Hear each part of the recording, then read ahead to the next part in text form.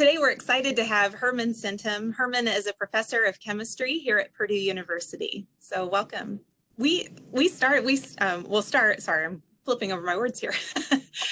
We saw a really awesome post that you have recently been awarded a grant to further or to prepare a drug that you're developing to go towards clinical trials. Did I say that correctly? That is correct, yes. Yeah. Oh, well, first of all, congratulations.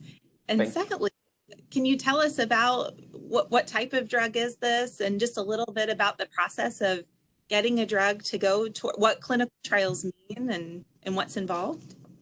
Okay, so we have developed a potential drug for an aggressive form of leukemia called acute myeloid leukemia. So leukemia is a blood cancer. There are different types of blood cancers, but acute myeloid leukemia is one of the most aggressive types. There are drugs that have been approved by the FDA, but unfortunately, patients relapse when they take those drugs. And so we've come up with a new chemical entity that has shown really amazing efficacy in an animal model. During drug development, usually medicinal chemists would make a compound, test the compound in an animal disease model to see if that compound works, and then compare that to current drugs. Okay, so far our drugs or our lead drug has shown really amazing efficacy in an animal model. And so the next question is, will it work in humans? And so what this grant is going to facilitate is to allow us to do some extra experiments that would guide us to select the right dose to use in humans. And so you asked, what is a clinical trial? A clinical trial is basically a series of trials where a new drug entity is first given to patients to test for efficacy. So what we mean by efficacy is that does it work? And so it first starts with a smaller patient population, and then if it shows some hints of working, then you increase the number of patients so there is a phase 1, and then you move to phase 2, and then a phase 3 is actually using a larger patient population, and then at the end, statisticians would then be able to then look at the data and see whether the data is indicating that the drug actually works, right? Before the FDA then gives an approval for the drug to be given to the larger patient population. Wow. Yeah. Wow. We're always excited to hear about the new discoveries and things they're making, but I mean, holy cow, you're curing cancer, literally. I mean, it's wow, that's kind of breathtaking. Now it impacts so many people, and so that's such an amazing thing. How do you, when you're developing, so you're in chemistry department, and so what is like the process of how in the world do you go about curing cancer or finding something that helps with cancer? How do you do that? Yeah. What are the processes that you had to get to where you are today, I guess is my question. Exactly. I'm sorry, I was kind of blown away. I'm like, holy moly. Yeah. So cancer is basically our normal cells that have gone rogue, right? So our body is basically an amazing collection of different cell types, right? Organized into different organs, etc. And one of the interesting questions about biology is that how come some organs grow to a certain size and then they stop increasing in size, right? Yeah. And it's because these cells and organs are actually talking to each other, right? They're communicating to each other. But during cancer, some of the cells stop listening. And so they basically start growing out of whack, right? And then if they grow so much at their site where they started, then they move to different sites, right? So some people have heard of the word metastasis, right? Cancer spreading. So let's say if a cancer starts in one region like the prostate, Then it moves from the prostate, it can go to the bone, some of it can go into lungs, brain, etc. Right? So this is when we say the cancer is beginning to spread. And so if we see cancer as a normal cell that has gone rogue and not listening to the body, the basic question is that what are the processes that have gone wrong, right? And so we as medicinal chemists, we look at these processes that are different in cancerous cells versus normal cells. And most of the time, they are signalings, right? There are proteins in the cells that basically are what we call the workhorse of the cell, right? Some of these proteins become different. The right word is mutated, right? And so we chemists, we have the ability to develop small molecules or large molecules, we call them drugs, that can go and bind to these proteins that have gone rogue. It's almost like put a brake on the proteins, right? So in the last few decades, there's been an amazing body of work done by so many different scientists that have shed light on the whole process of cancer formation, right? So standing on the shoulders of these giants, we now really understand how, not fully, but we understand how some cancers actually initiate, how they progress. And so being a medicinal chemist, we looked at one of these processes and then we designed drugs that bind to some of the proteins that drive the cancer. And we designed the drugs in a way that the drugs can be taken orally, right? So that when you take them, they can get into systemic, they can get to the cancer, and then basically stop the cancer from growing and ideally even instruct the cancer cells to kill themselves, right? So the right term to use is called apoptosis, right? If your molecule can bind to the rogue protein and then instruct the cancer cells to kill itself, then you basically eliminate the cancer from the system.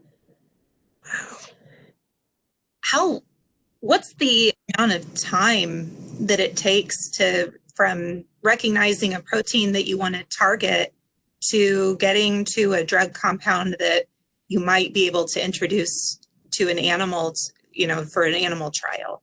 Yeah. How much time? So it's an excellent question. It basically depends. So if you are designing a drug to bind to a completely new protein that has just been discovered, right, then it could take any time between 5 to 10 years designing the drug, showing that the drug works in a test tube, right? And then after you've shown that it works in a test tube on cancer cells, you then move to an animal model, right? So the test tube to the cancer cells could take any time between 2 to 5 years. Okay. You testing the drug on an animal model could take any time between 2 to 3 years. So now you are talking about 8 years already. And then after you show that your drug actually works in an animal model, before it can get into humans, there are a series of experiments that you need to do. They are called toxicological experiments, right? Because by the time that you put your drug in an animal, you should test that if you give your drug to, let's say, another animal like mini pig or dog, does it affect like cardiac function, for example, right? Before you can go into clinical trials. And so that can also take between 2 to 3 years, right? So now you are talking about 11 years. And then you get all the right data where you show that A, your drug works in an animal model of the disease, B, your drug is not directly toxic, right, to the animal models.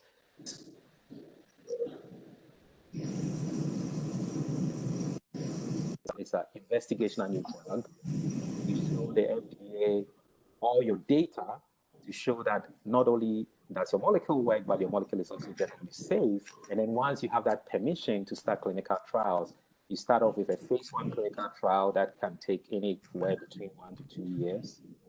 And then phase 2 clinical trials also take a few years, and phase 3 clinical trials can also take a few years. So this is a very long journey. Sometimes it can take about 15 years or more from conception to when the drug is actually approved for human use. Wow. Oh, so you got to be really committed to go through all that, get that done, don't you? That's not just a side project. Absolutely. There has to be a commitment, yes. Wow. Do you work with graduate students? Do you have like a team of students or do you collaborate with other professors, or what does your team look like? Yeah, so my current lab consists of undergraduate students, graduate students, and then postdoctoral fellows. Okay. We also collaborate with different groups. We collaborate with biologists, we collaborate with clinicians, we collaborate with toxicologists. So it's a big project, starting from Yeah. the lab and then encompassing the labs of my other collaborators. Yeah. And so all of these people, are they all kind of working on this one drug, like full time type of thing, or do you have a number of projects going all at once? So when we first start the drug discovery process, we actually have several drug candidates, right? So the process is almost like a funnel. So initially we have several candidates and different students are working on different drug candidates. And then as we start getting evidences of efficacy in animals, right, we start to have hypotheses of which drug candidate is working. And so then we sort of start narrowing it down, right? And then until we get to the lead. And so even though we have one lead compound that we hope to take to clinical trials, it doesn't mean that that was the only drug that we were working on. And so the students are working on different aspects. Our first lead is efficacious against acute myeloid leukemia, but we also have programs. We are currently testing different molecules against like lung cancer, breast cancer, ovarian cancer, etc. So different team members are also working on other cancers. That makes sense that if you're looking at one, it makes sense that you would look at other, do different things, help other types of cancer as well. So that's interesting. What is the base for the delivery mechanism to the cell itself? And so it's like I know someone we interviewed not too long ago. They like strip away different viruses. I don't understand all the chemistry behind it. I'm not in the chemistry department. That's terrible.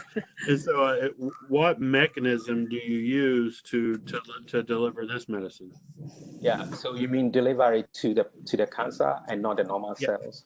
So that is a really great question. There are two types of cancer drugs, right? So one is you can design a drug that is selectively toxic to the cancer cell. Okay. So if your drug is selectively toxic to the cancer cell, that is your molecule is only targeting a pathway, something in the cancer that has gone wrong. Okay. So if it's selectively toxic to the cancer cell, then there is no need for you to have selective delivery. You can give the molecule, it can go anywhere in the body, but because it's only toxic to the cancer cell, it's only when it's in the cancer cell that it will kill the cancer cell, right? If it gets into the normal cell, it doesn't. So that's one type of drug, right? These are the sort of what we call the precision medicine, the highly selective ones. And then the second type are the molecules that are generally toxic to everything, right? So they kill the cancer cells, they also kill the normal cells. So for those types of molecules, you actually want to selectively deliver to the cancer cells, right? Because if you don't selectively deliver to the cancer cells, they will just kill everything, right? So the first and the second generation chemotherapies, they usually destroy DNA, which all cells have, right? And so for those types of drugs, you needed to do selectivity. And there are different ways to target a drug to the cancer. So some cancer cells, because they are different, they express different proteins on their surface from normal cells, right? And so you can basically have your drug and then add something else to the drug. It's almost like the Trojan horse approach, right? That drug then binds to whatever is decorated on the cancer and then it goes into the cancer, right? Okay. Our drug is a precision medicine. What we mean is that it is actually targeting something that is unique and upregulated in myeloid. So therefore, for us, because it's selective, there is no need to add that drug to another cargo, right? That would sort of take it to the cancer cell. That's it. Yeah, that makes sense. Yeah. Yeah, it does. Well, so I want to know, how did you get interested? How did you get to this point? What inspired you early on to think, gosh, I want to design a drug that might cure cancer? Yeah, so everything is, I would say, that combinations of your interests, but also experiences and what life basically gives you. So um, I did my bachelor's in chemistry, and also I did a joint chemistry pharmacology in the UK. It was called medicinal chemistry, and so at that stage, my undergraduate training was about drug design. So I had interest in drug design from a very early stage. I've always been fascinated by chemistry and how you can actually use chemistry to solve real world problems, right? Um, and so when I started my career, I was interested in understanding, signaling, how certain signaling or how the cell works, right? The small molecules that are actually involved in cell communication. We actually originally started off looking at antibacterial agents.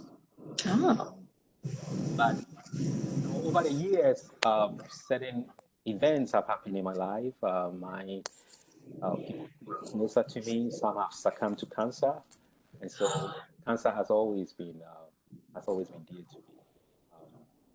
And and so whenever we make molecules testing against signaling, we are always looking for molecules that will selectively kill liver bacteria or cancer but not normal cells. And so that's how the interest started. very neat. Yeah. Did you have opportunities to help with research as an undergraduate student, or how did you get into what opportunities were available to you as an undergrad, I guess, to get into, or even in high school? Did you think about research even as a high school student? As a high school student, I love science, so I knew I would end up doing something in science. It wasn't very clear at the high school whether I would become a chemist or mathematician or physicist.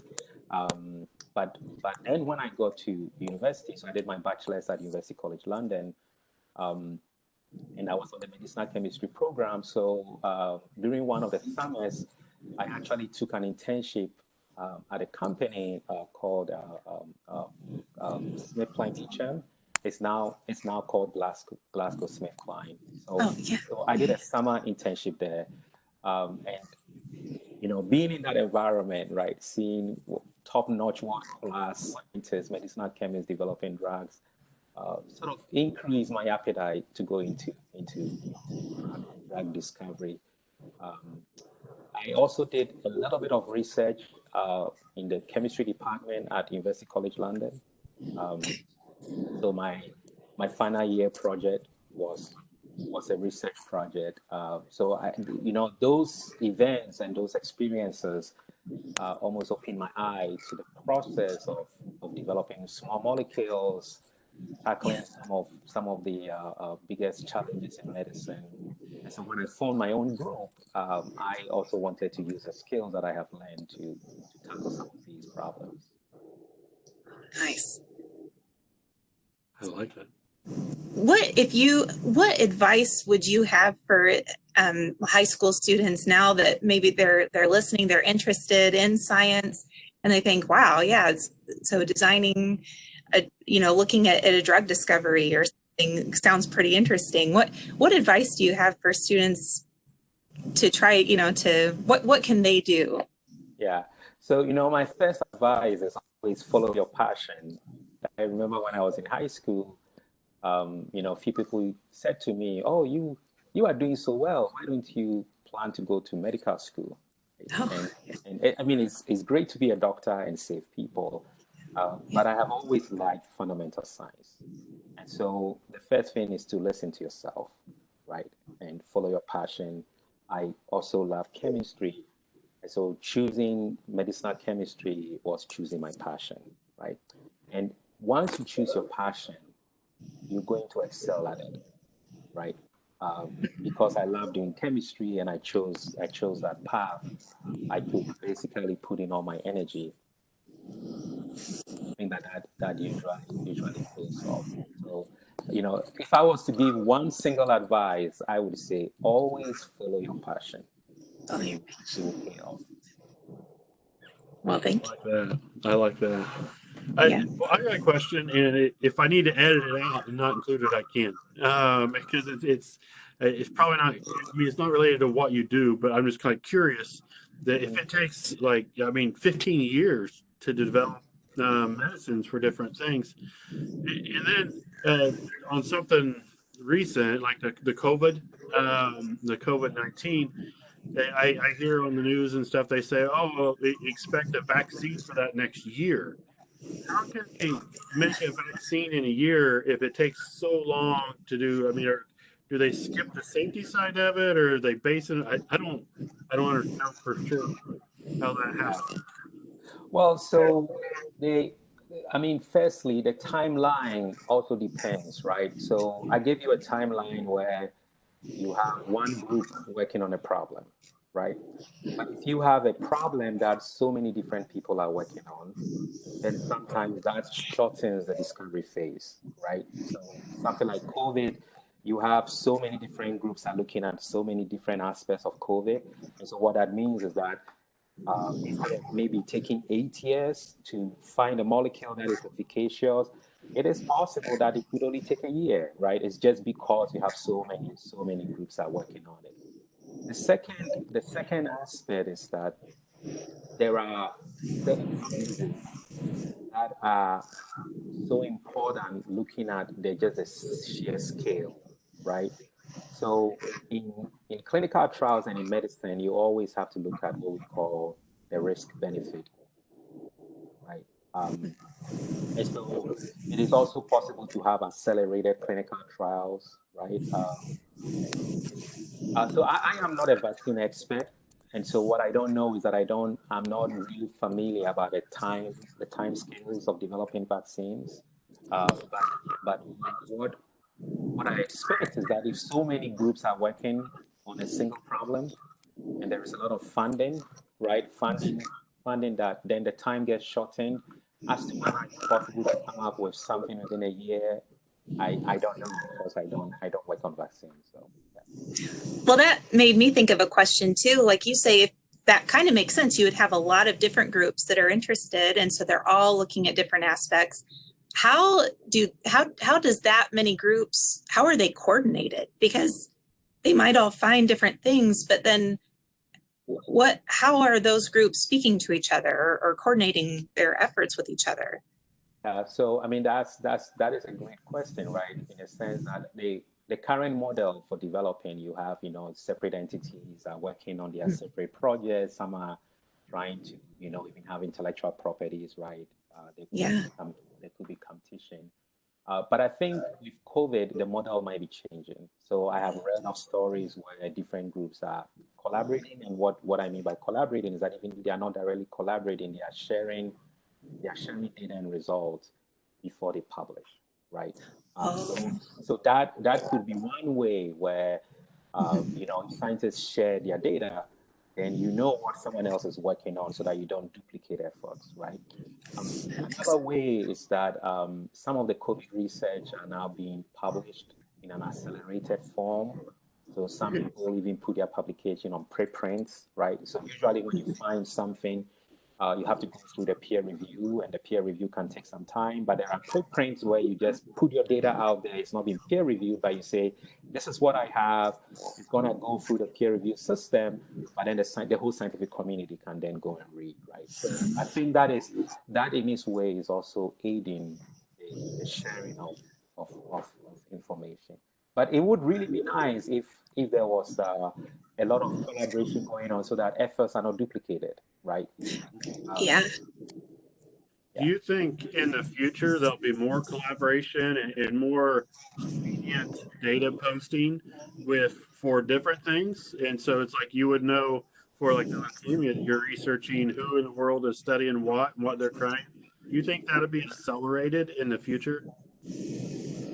I hope, right? The reason why I use the word I hope is that for collaboration to be increased, maybe the financial model for developing drugs might have to change, right? It costs several millions of dollars to develop a drug. Right? I talked about the 15 years. You said. So during that 15 years, you can imagine that if a group or a company is developing a drug, they need to hire scientists, they need to pay the scientists, right? This investment is coming from individuals who have the option of putting their investment in a drug discovery program. It's extremely risky. Not only few drugs actually make it to the end, right? Now, these individuals have the option of putting their money in the real estate, right? Or some other avenue that have a lower risk. And so if we are expecting a private entity to continue funding drug discovery, then there should also be an avenue for them to make a profit, right? If you want to make profit, then sometimes you want to protect your intellectual property. So we have to really think very carefully about how drug discovery is funded, right? So it brings up the questions of, should there be more public-private partnership? Right? Should we have more foundations that try to tackle these big problems, right? And so it's a big issue that I think that the different wheels would have to be solved, right, for collaborations to also fall into the right people. Herman, this is so fascinating. I really appreciate all that you've shared with us today. That's awesome. Yeah, it's amazing what you're doing. It's wow. Okay. All right, then. It's been a pleasure. Thank you. Oh my gosh. Thank you so much. Yeah. Thank you for listening to our podcast. Please hit the subscribe button so you'll continue to hear about new and exciting STEM-related work being done. Tweet us questions, suggestions, and requests at Purdue SOS or email us at k12science@purdue.edu. Until next time, be super, and remember, you are someone's hero. Boiler up! Hammer down.